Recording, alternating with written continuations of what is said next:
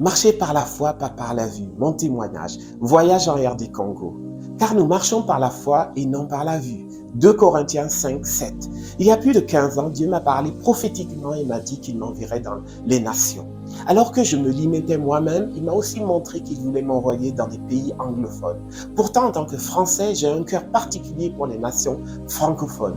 Après être allé au Kenya en 2024, pendant environ un mois, je suis tombé par hasard à plusieurs reprises sur des vidéos YouTube de personnes ayant exercé un ministère au Congo. J'ai alors eu l'impression que Dieu m'appelait là-bas.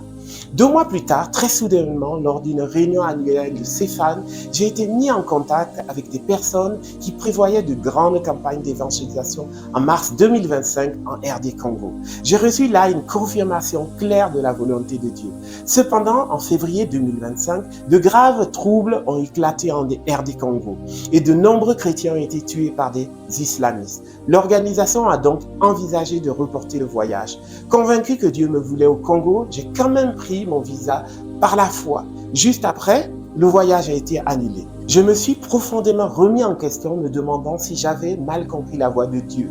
Mais j'ai continué à croire qu'il pouvait permettre que le voyage ait lieu avant l'expiration de mon visa. Dieu a alors ouvert une autre porte. J'ai pu partir 2 semaines en Ouganda pendant la période où j'aurais dû être au Congo. Puis juste après, le voyage en RD Congo a été reprogrammé, mais dans une autre région. J'ai finalement pu partir en mission en RD Congo de fin mai jusqu'au 2 juin, alors que mon visa expirait le 13 juin. Dieu est vraiment tout puissant pour accomplir ses plans dans nos vies.